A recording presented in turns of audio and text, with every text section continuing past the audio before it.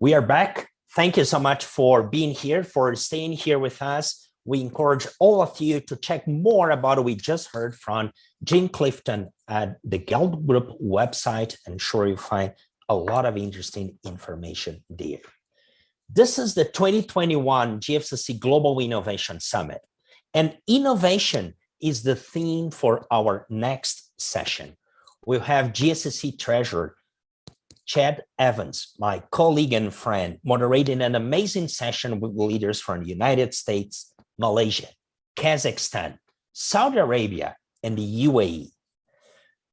So please let me really briefly introduce our speakers before we turn to that. Chad Evans is the treasurer of the GFCC. He's the executive vice president with the Council on Competitiveness in the United States, and one of the leading global voices on innovation in innovation policy worldwide. Eldar Abdrazakov is the chairman of the Kazakhstan Competitiveness Councils. He's the founder and CEO of Centris Group in Kazakhstan, based out of Almaty. Centris has several businesses in finance and other verticals. Joining us from Saudi Arabia, we have Ghada Aldaba.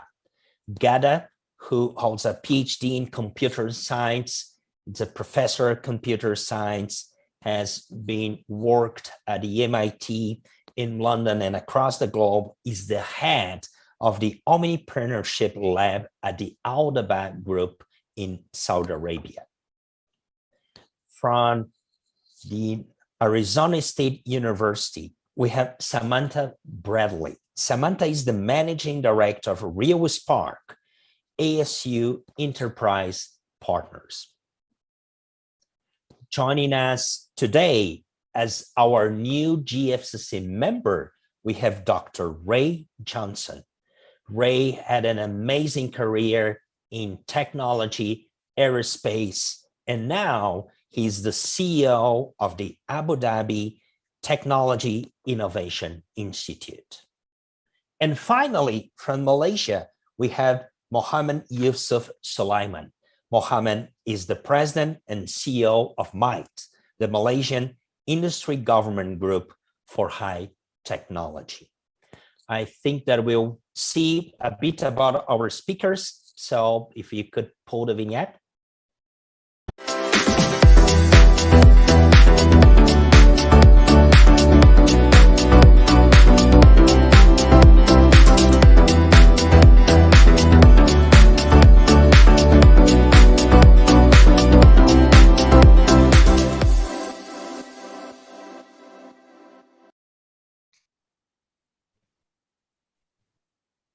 I'm Chad Evans, and I'm honored to be joined today by this diverse and interesting panel of global leaders, all of whom are working at the intersection of invention, entrepreneurship, and innovation. So Ray, Ghada, Sam, Eldar, Yusuf, thanks again for being with us. The future of innovation. Now, where do we even start? Well, how about let's start with the definition and a current state of play. Innovation, what I think of as the advancement of technology and its application to create new value in the marketplace, is really the engine of global economic growth and productivity growth. It's a key to national, regional, and global security. And it's a driver of long-term improvements in global living standards. The continuum of invention to entrepreneurship to innovation has delivered over the past century at an historically unprecedented level of prosperity and rising living standards to citizens across the world. But in this third decade of the 21st century, many nations are turning a new corner, entering what we think of as a new age of innovation. And what do I mean by that? Well, humanity today stands in the midst of the convergence and the acceleration of its greatest revolutions in science and technology. For example, a new phase of the digital revolution characterized by vast deployment of sensors, the Internet of Things, and artificial intelligence. These are all making our physical world smarter and generating the abundance of big data that is providing unprecedented levels of insight into nearly every domain of our lives. Biotechnology and gene editing are giving humans the tools to manipulate the very code of life. Nanotechnology has the power to help humans build things from the atoms up. Autonomous systems work today without human hands, and they're watching the world and reacting without a human's senses or intervention. And as we look at advanced computing, the big data revolution, and machine learning, all of these are accelerating research. And in fact, they're transforming the very tools and the very process of innovation, which will further propel and accelerate new discoveries and developments, taking them to new heights.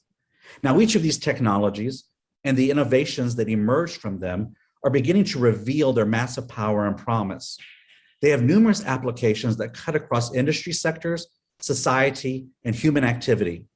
Each on its own is revolutionary and game-changing, but they are now converging simultaneously on the global economy and society, creating a new age of unparalleled knowledge and technological power, this new age of innovation, with profound implications for all of us and the Global Federation of Competitiveness Council community. The innovations bursting forth are already disrupting industries, business models, shifting labor markets, and shaping our future. They also hold the potential to create solutions for some of the world's greatest challenges, providing adequate food and water for the world's growing population, delivering electricity, and delivering access to the internet for the 40% of the world's population that still today has never logged on or engaged on what we think of as the fundamental platform for innovation. Developing therapies to improve health and cure diseases, providing the clean energy needed to drive economic opportunity in developing and underdeveloped nations, and mitigating climate change and the environmental problems that threaten our planet today. New tech-based tools will open greater access to learning everywhere, further democratizing innovation and its benefits. And since the beginning of the COVID-19 pandemic, innovation has gained even stronger momentum. The unparalleled disruptive nature of the pandemic has really pushed businesses, governments, and citizens alike to adapt and to find alternatives for delivering services, selling their goods and services, learning, and frankly, just being productive at work. Digitalization, coupled with other innovative practices, have really helped societies understand, respond to, and recover from the health and economic losses of the past 2 years. Furthermore, the development of the COVID-19 vaccines and even new therapies on the cusp of introduction has taken place at record speed. The GFCC's president, Deborah Wynn-Smith, mentioned that in her opening remarks this morning. This has been enabled by a groundbreaking network of global collaboration that is leveraging decades of work and investments in both cutting-edge research and technology. And it has set a new global standard for the speed of innovation for the future. Now, I have a lot of questions for the panel, but why don't we start with a simple one? What is needed to make the speed of innovation that we are witnessing during the pandemic not the exception, but rather the standard going forward? And Ray, Gada, and Youssef, perhaps I can start with you first. You know, Ray, it would be great to hear from you, to hear your thoughts on the type of policy environment that is needed to pivot a nation toward greater and faster innovation capability and capacity. And as important, you know, given your role across the global venture space, as well as your time as CTO at Lockheed Martin, one of the world's largest and most innovative firms, you know, we'd really appreciate hearing from you some of the rules of the road, some of the lessons you've learned regarding catalyzing innovation. And then Gada, I'd love to turn to you to hear about the Kingdom of Saudi Arabia's innovation centerpiece as part of its 2030 vision. And then Youssef, we're going to talk a little bit about innovation from design, not just from luck, and how Malaysia and MITE are thinking about that. So Ray, over to you first. Okay, thank you, Chad. It's great to see you. I'd love to look forward to joining in person when we have our next meeting. So I'd like to take this question about large corporations in kind of two parts, and I'll even go larger. And that is, a lot of people, when they think about innovation, and I agree with your definition, that invention is the creation of the idea and innovation is the application of that idea to products and services. And that process requires getting through something called the Valley of Death. And the Valley of Death it is seen in organizations like DARPA, where they have innovations and they have trouble getting them through. It's also seen in new companies, startups that have trouble commercializing things. So we actually conducted a study about about the elements of success for Silicon Valley. And it's interesting to me, some of them make a lot of sense, but a couple of them were not obvious. The first one was large concentration of technical talent. That makes sense. A lot of universities, Stanford, Berkeley, et cetera. Good cooperation and close proximity among the ecosystem elements also makes sense. Extensive professional networks among the elements of the ecosystems where people can actually bump into each other. It's kind of equivalent to when you go to a conference, you bump into each other at the elevator. This one was not obvious to me. California has no non-competes. And so it reduced the conflicts and also the stagnation. So people could go from Google to Apple to other places. And as they moved around, they actually grew themselves and became more technical and mature, more experienced, and had more management experience, et cetera. And then finally, cultural diversity, the melting pot to inspire innovation. And then more at the large corporation. So those are kind of the elements that I think people have tried to repeat around, whether it's Research Triangle or Route 28 or wherever it is, but those are the elements that we found when we looked at Silicon Valley. And then when you look at a large corporation, I think here, the ability to integrate innovation strategy and business strategies is the important component of how to beat the valley of death. And also focusing on customers' needs and not just being technology driven. In fact, most startups that focus on the technology don't succeed, and those who focus on customer needs do.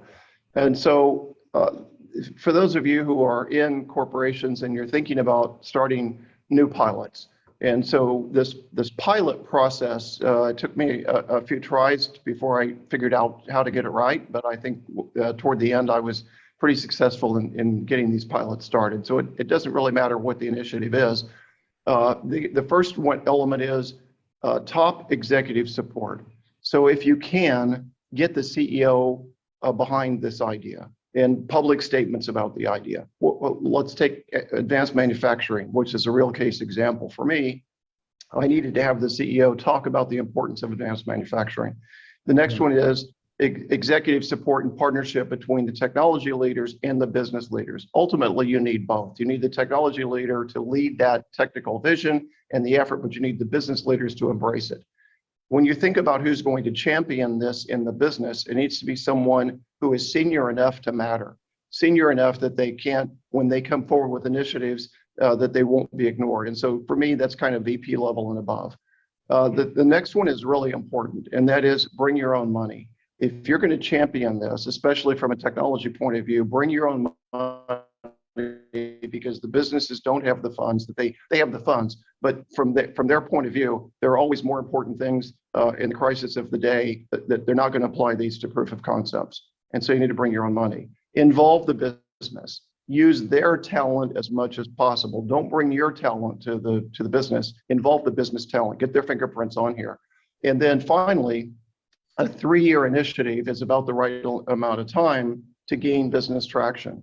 Shorter than that, and the business really doesn't embrace it, and then gradually move the funding to the business over that 3-year process, because after 3 years, the funding required is going to be needed to be paid for by the business and by the customers.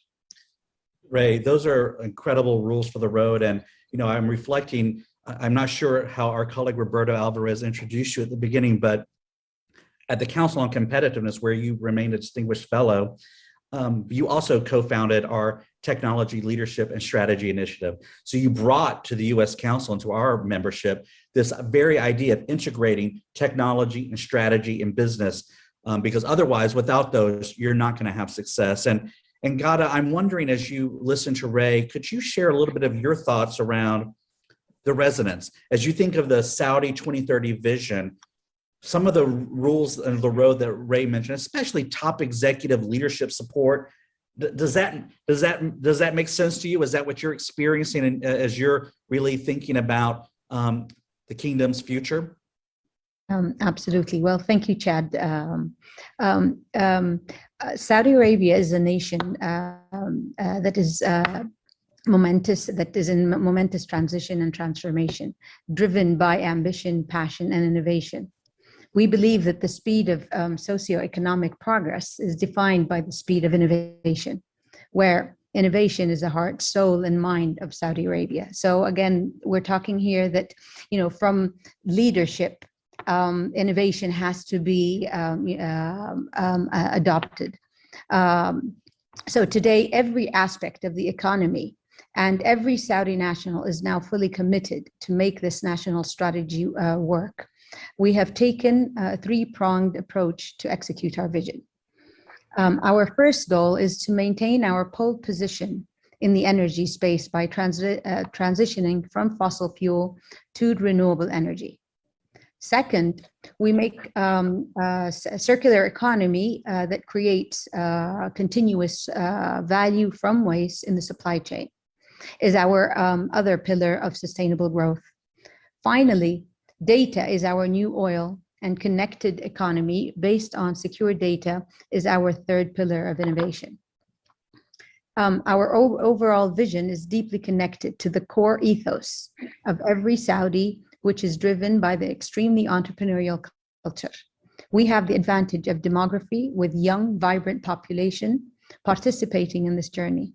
The country is taking a quantum leap in this area by building a foundational platform where digital infrastructure and hyper-connected secure data are the key building blocks.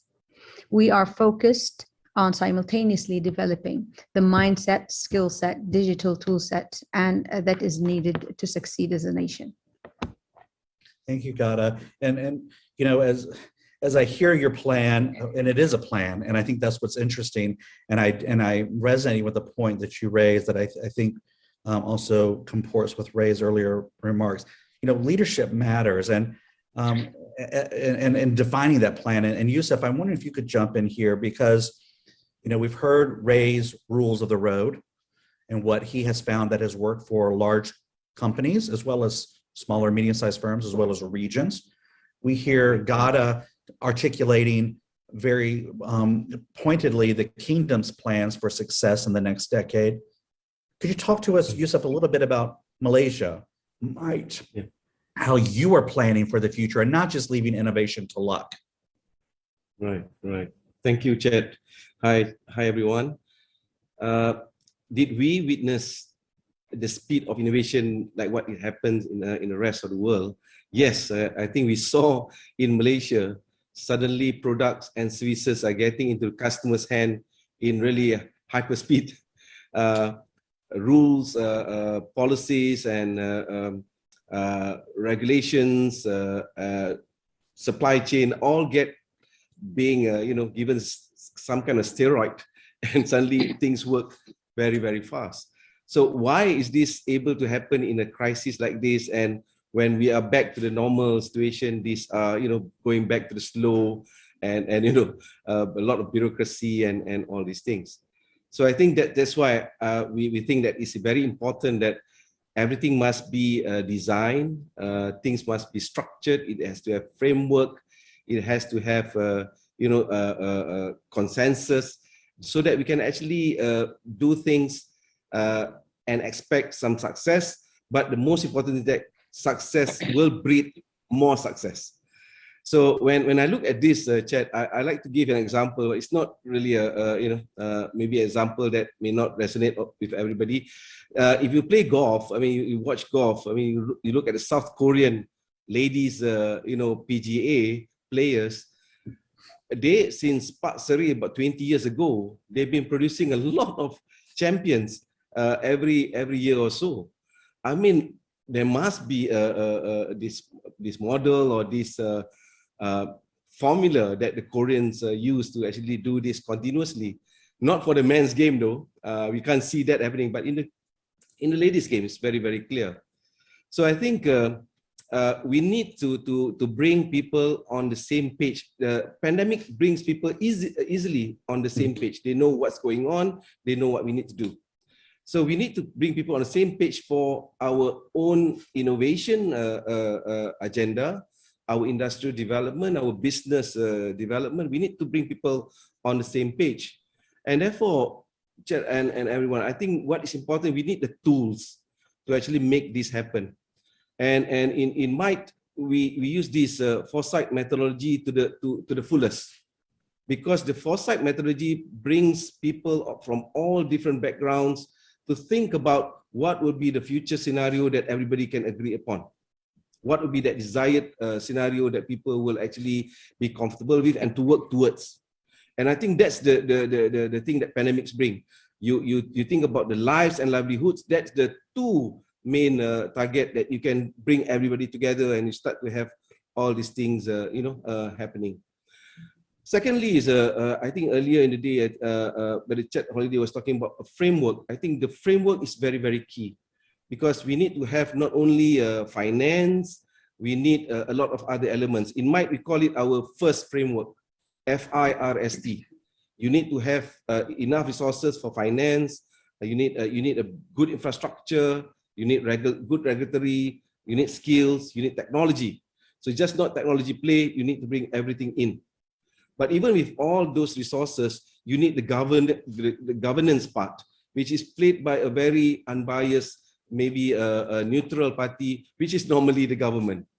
So you bring in the private sector, you bring in the academia, you bring in the NGOs together to make good decisions, and then to make sure that when you disperse these resources, everybody is getting it. I've been talking about social enterprise. This is where, when you talk about social enterprise that happens more in the rural areas, they do not have access to this. They don't have access to technology, they don't have access to finance easily and other things. So we need to bring all this equally across the state, across the world. Then everybody has a chance to play in this game called innovation. As far as we are concerned, Chad, when we look at the end game, we like to be competitive, but we also like to be human-centered in all things that we do. That we are contributing to the society, we are contributing to the world environment and etc.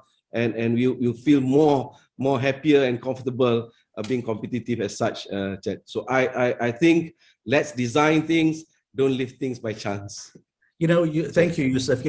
It's a really interesting point, and Ray, maybe I can come back to you really quickly to reflect on this, and then I want to bring in Eldar and Sam, and maybe I'm overly sensitive, and maybe I'm sensing a tension that really isn't there. But on one hand, I hear, let's design, let's prepare, let's build systems to advance innovation.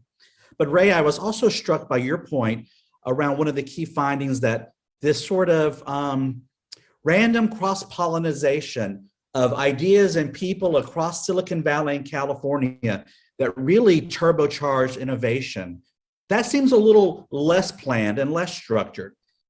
Is one way better than the other? Is it a combination? Is that really a tension, or is it actually just the way innovation works? I think they absolutely have to live together.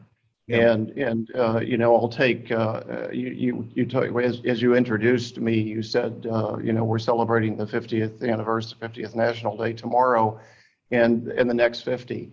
And so I think it's very important. This goes back to the leadership issue.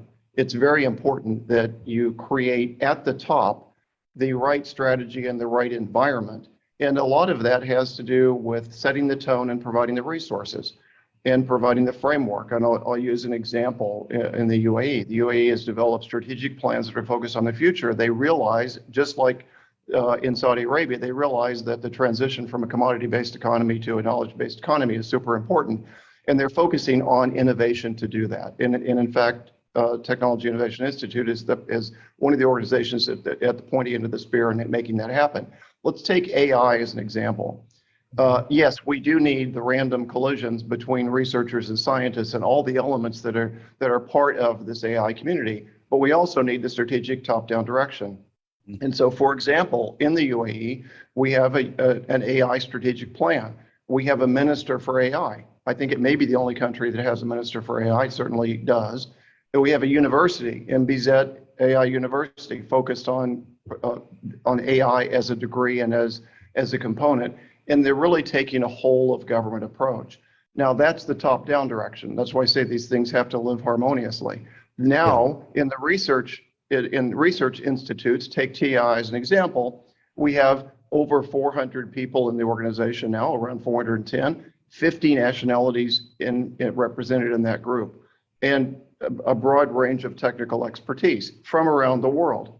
So I think that those things living together. So it's top-down strategy plus resources and direction plus this ecosystem that contains all of the diverse elements bumping up against each other and creating that proper environment. And also, I'll mention reducing along the way the regulations, bureaucracy, et cetera, that allow for smooth operations, which was also a component of Silicon Valley. Eldar and Sam, thank you, Ray. Eldar and Sam, I want you to jump in. Eldar, maybe you first, if you have any reactions or thoughts of what you've heard, and then Sam would love to hear from you. Maybe I'll give a bit alternative vision, because it's I'm coming from the centralized economy, and the Kazakhstan as an ex-Soviet republic was also primarily driving this force from the top down and putting emphasis on the creating these frameworks, creating institutions. Maybe I'll just bring a bit of rebellion, innovative ideas to the panel, because if you look from the point of view of startup and incumbent, in our country, our government behaves as an incumbent. When we favor the mainstream ideas, and it's a primarily top-down approach, it certainly we may say the positive pushing, but clearly what we see today, it's new business models, new directions the business is taking, and it's clearly see that today it's more granular growth, granular development. And from that point of view, it looks like today it's getting more complicated than its mainstream ideas or its policy making frameworks. And today we see that it's both directions. It's from the point of view of pushing and pulling. But we here in Kazakhstan clearly see that for the innovations, that is the stage when the idea from the visionary stage should go to the more mass level. It's more on the scale.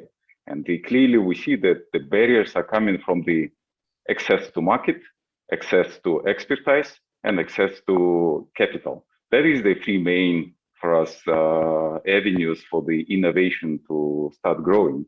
And it's clearly, we see that what works in the developed countries, primarily for us, it's we're trying to use the backward going thinking.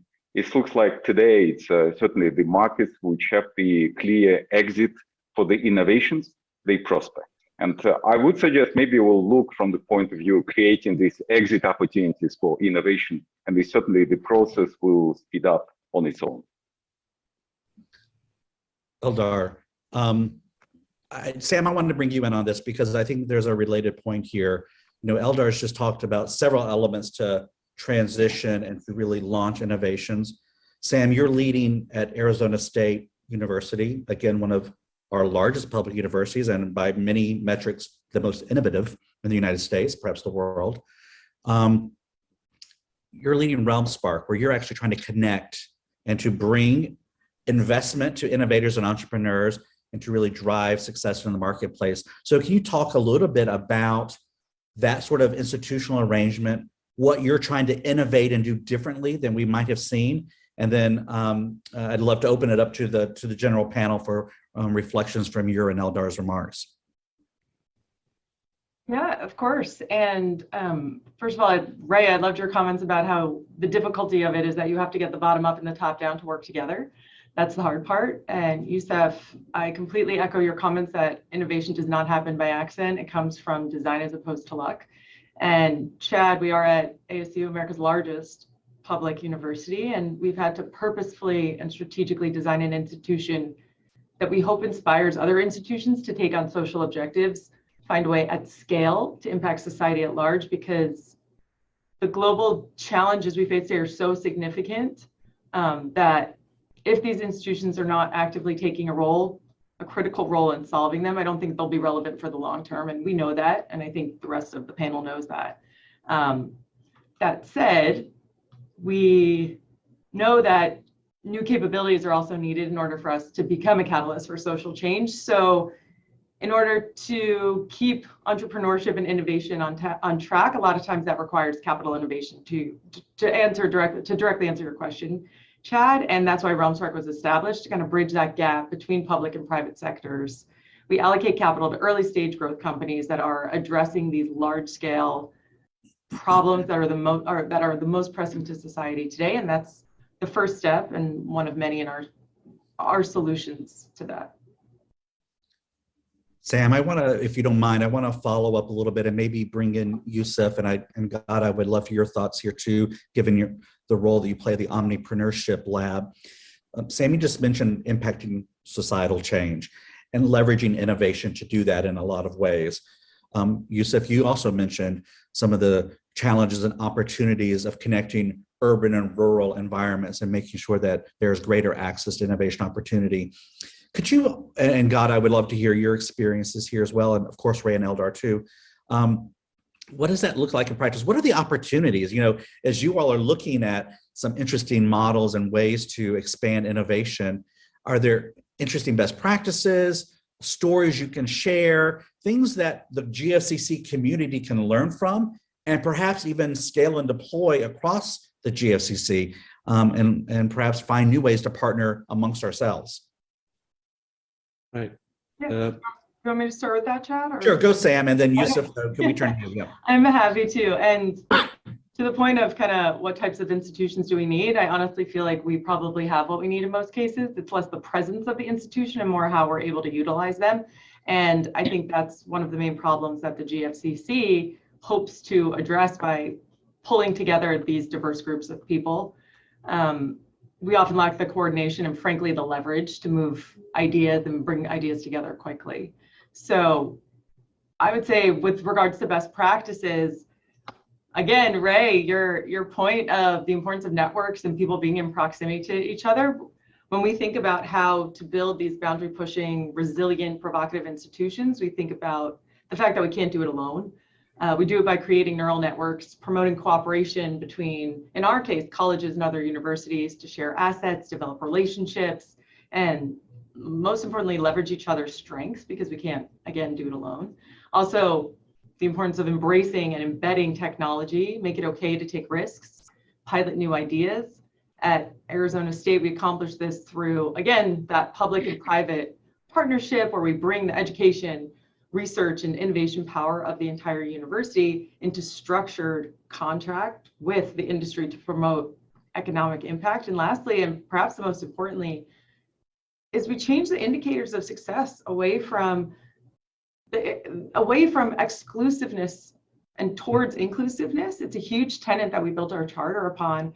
And when knowledge and innovation rest in the hands of the few, we honestly believe that it will be extremely difficult to reach any sort of collective potential, be that the community, the region, or the global level. So we strive to be representative of the world by measuring our success about whom we include instead of whom we exclude and how those people succeed.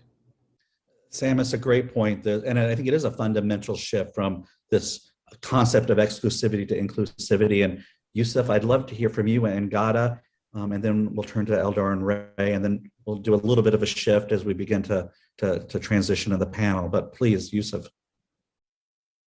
I think the social enterprise is a very interesting new value proposition in the economic development of a country.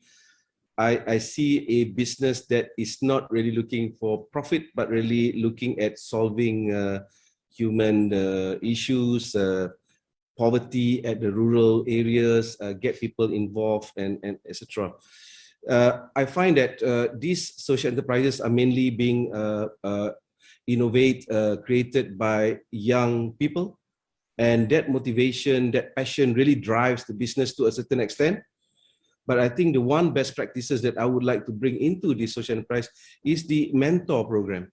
I think Ray mentioned that before, that you need wisdom to provide that sense of direction based on this mentor's experience and their large network and their ability to see what is going to work and what's not going to work. So you don't waste too much time developing your enterprise. And I also see that when you have projects based on social enterprise, there is a chance to bring the community into the game.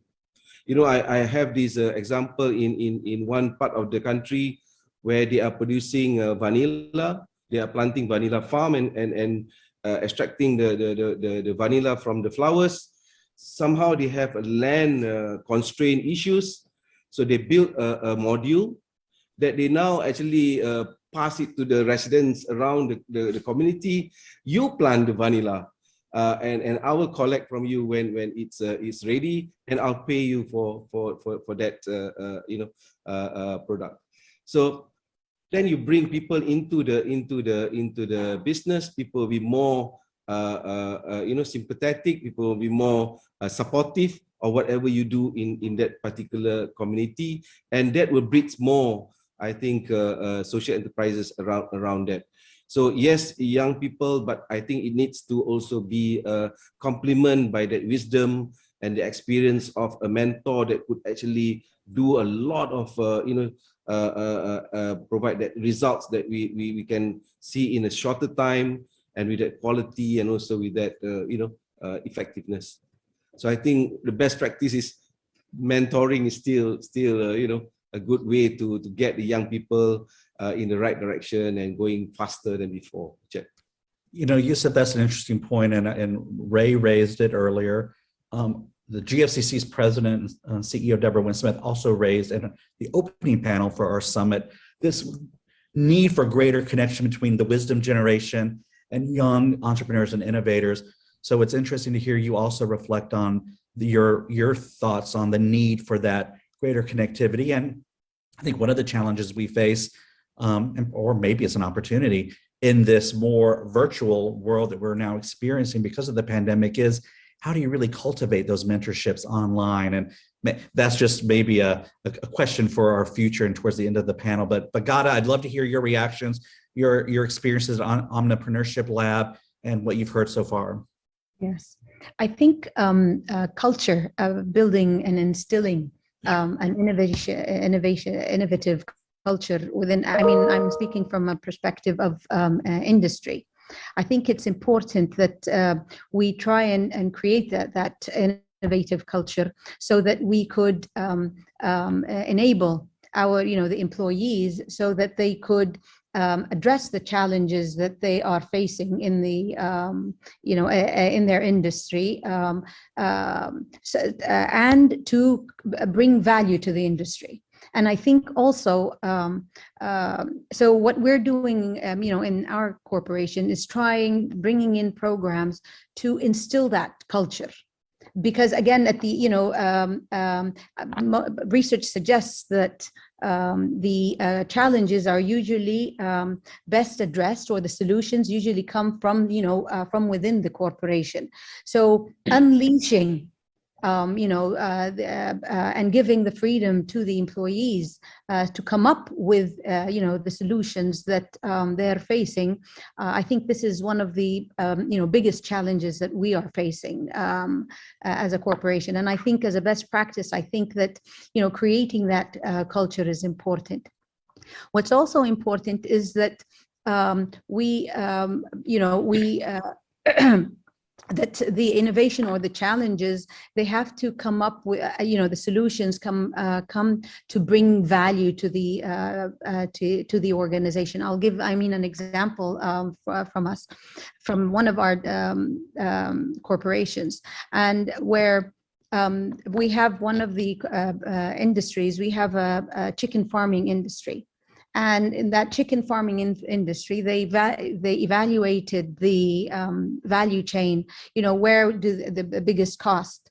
So they found that actually they import wooden shavings to put underneath the chicken so that they would absorb humidity and reduce infections. So one of the employees actually, they suggested that we would recycle the water, again, the wastewater from the chicken farms, and they would take the chicken manure, of course, process that, and they would start planting trees, and they would utilize that chicken manure, for the trees as well as the treated water. And of course, then they would utilize the trees to create the shred, to shred and put underneath the chicken. And this way they actually managed, of course, to reduce the cost and generate, real value. And I think they managed to plant 100,000 trees, which reduced the, of course, the temperature 4 degrees in the area. And they reduce, of course, the CO, the pollution in the end. So overall, this solution came from within, and this was only possible because we were trying to embed the culture of innovation. It didn't come from a company that it came from within the company. So I think instilling a culture, an innovative culture, where you give the freedom to the employees so that they could address the challenges and bring value to the corporations or to whichever organization they're working in. Gada, that's a really interesting point around, there's so much talk about spinning out innovations, or in some cases spinning in innovations, but you're confident around really cultivating the interior and allowing those who are invested in an organization, a company, a culture to shine. That's provocative. And Ray, Eldar, I'm wondering if you have any reactions to Gada's point there, or to what you might have heard from Sam and Youssef on this point. And Ray, maybe I'll turn to you first if you have Okay. No, I don't have any particular comments, but I would like to I would like to respond, if it's okay, to one of the chat questions.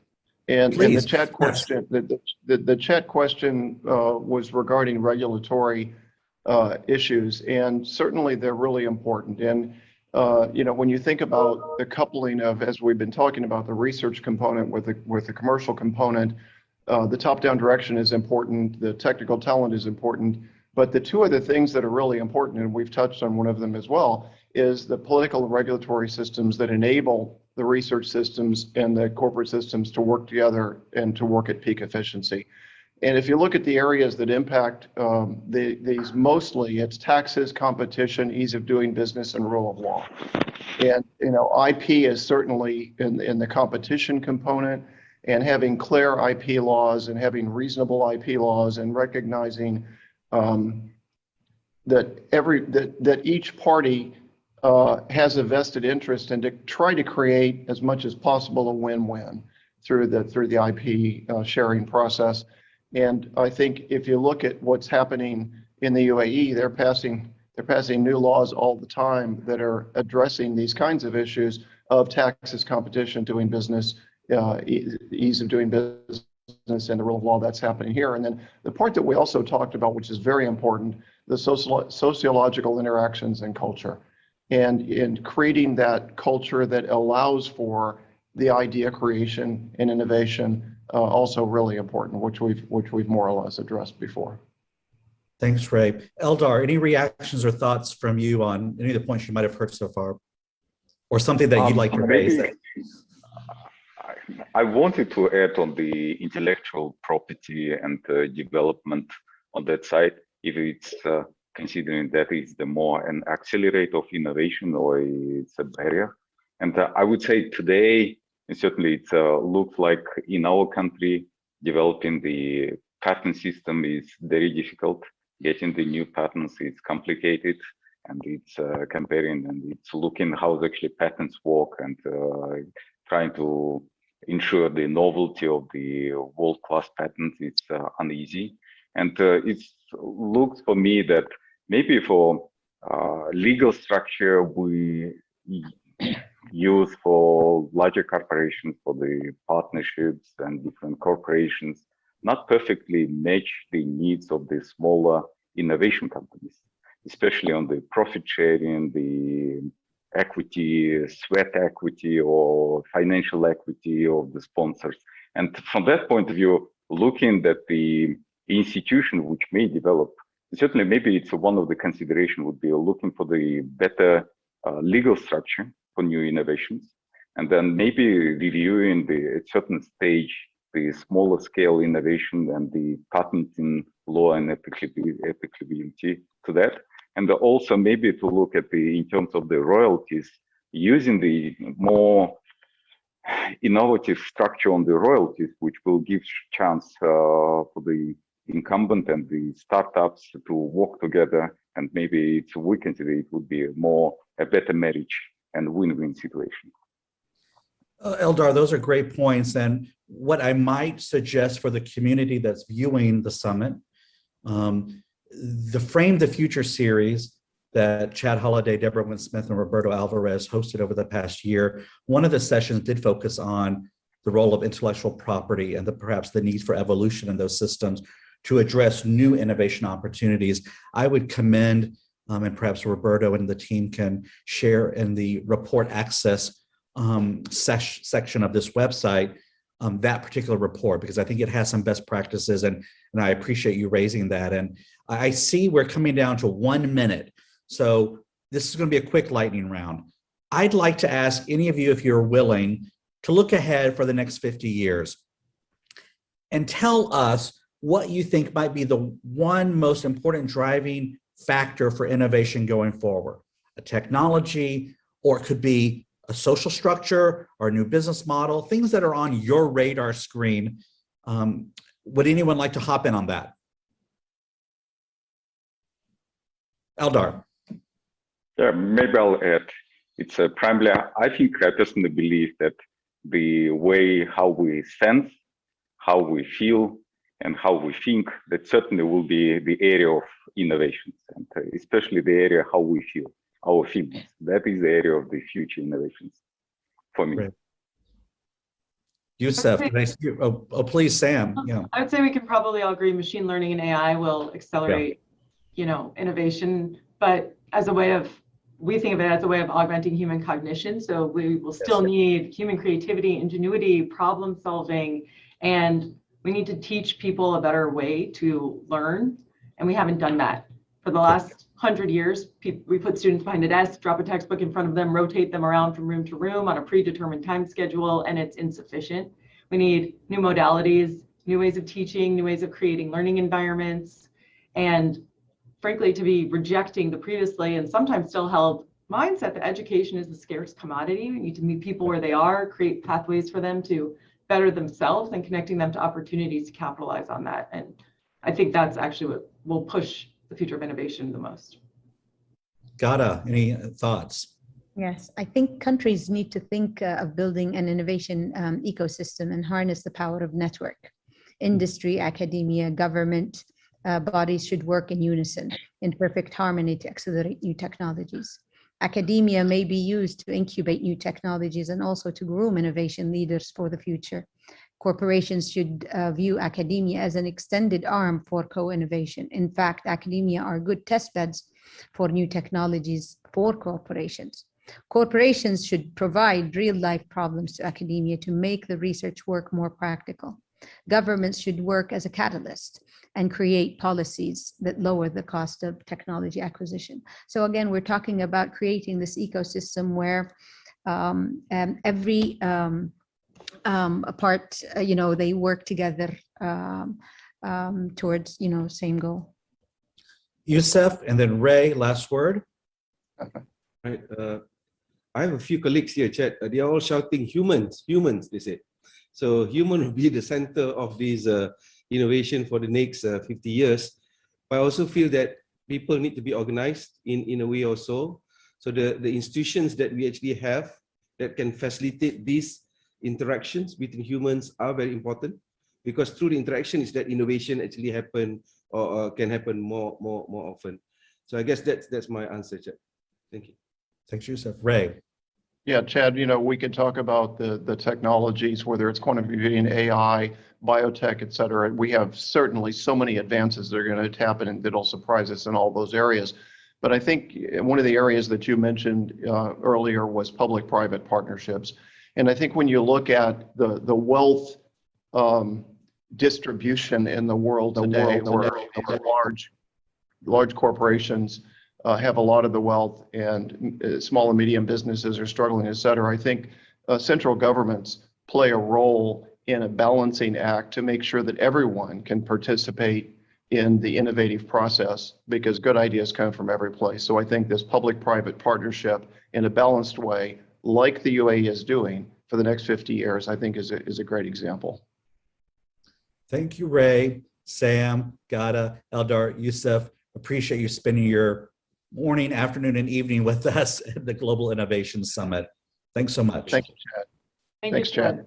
Thank you. Good luck with the rest of the conference. Thank you. Thank you.